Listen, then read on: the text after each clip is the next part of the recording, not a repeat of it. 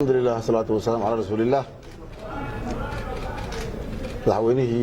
galmudug أحمد دعالة جيلة xildhibaanada senatarada madaxda qaybaha kala duwan ka soo qayb gashay munaasabadan dhammaan madax kasta halka lagu joogo assalaamu calaykum waraxmatullaahi wabarakaatuh salaan kadib dhammaan waxaan mahad celinaynaa intii nagala soo qayb gashay munaasabadan aad iyo aad u qiimaha badan iyo soo dhaweynta madaxweyne Axmed Ducaale Geelle aan ku soo dhaweynay maantay magaalada Dhuusamareeb caasimadda Galmudug intii ka qayb qaadatay qof kasta kaalintii uu ku lahaa uga mahad celinaynaa intaas kadib maanta waxaan soo dhaweynay runtii madaxweynihii aabihii Galmudug oo taariikh iyo xusuus weyn ku leh Galmudug isu keenay u tanasulay odatinimo aan horay Galmudug u soo marin ka geystay maantay in halkan la wada joogo sababteeda lahaa sidoo kale wixii ugu dambeeyay ama odatinimadii iyo heshiiskii iyo tanasulkii ugu dambeeyay maantay u muujiyay Galmudug oo runtii aan dhihi karno maanta waxay u tahay reer Galmudug maalin taariikhi ah oo ay dhammaatay khilaafkii iyo waxaabii yararka oo jiray iyo haddii wax laga dhex fiirinaya Galmudug dhexdeeda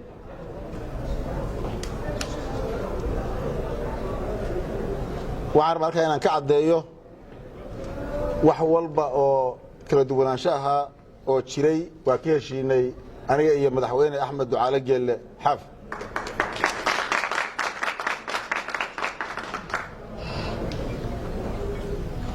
khilaaf iyo tabasho Galmudug dhexdeeda ku hartana ma jirto waa ilaahay mahadiis aragtideennii bay ahayd qorshaheennay ahayd inaan walaal kasta meesha uu wax ka tabanayo iyo siduu wax u tabanayo inaan ugu tagno ninkii ugu muhiimsanaa oo Galmudug sidaan hore u soo sheegnay ugu muhiimsanaana maantay ayuu Galmudug u tanasulay odatinimadiisii shalay lagu yaqaanana uu ka dhabeeyey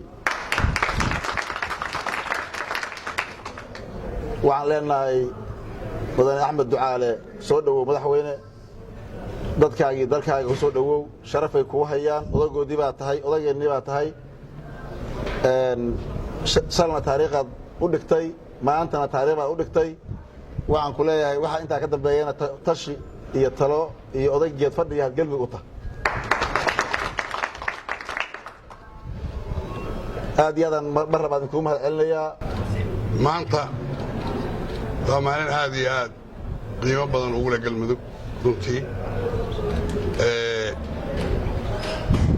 waxaan rabaa inaan reer Galmudug sheego iyo dadka Soomaaliyeed oo dhan alkhilaafu fitna walfitnatu ashaddu min alqatl qof kasta inuu intaas calooshiisa geliyaa la rabaa waxaan soo dhirnay iyo wax badanna ma aanan maqlayn xoogaa yar bay ayadoo kululaysay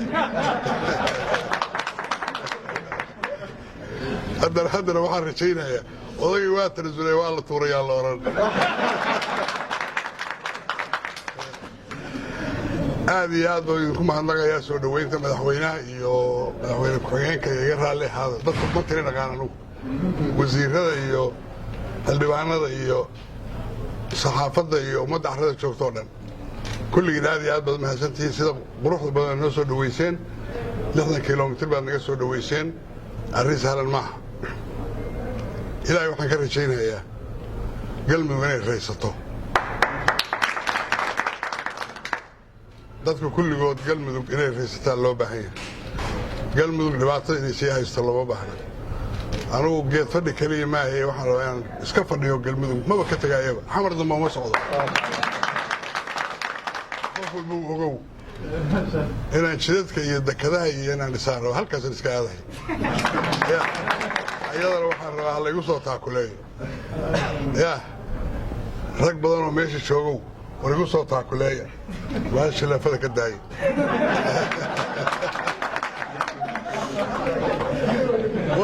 warku waa inoo dambeeyaa habeen dambe iyo mar baan xaflad dhigan doonaa aan maaragtay si fiican u kaftanno aad iyo aad baad u mahadsan tihiin galmudug waa mid laba maaha saacaddan laga bilaabo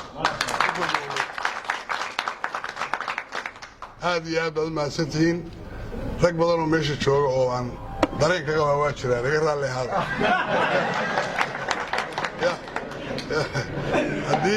haddii mar hoos baan u kaftami doonaa aad iyo aad baad u mahadsan tihiin wax dhibaato ay ma jiraan qof walba qalbiga khayr u sheeg hala shaqeeyo wasalaamu calaykum waraxmatullahi wabarakaatu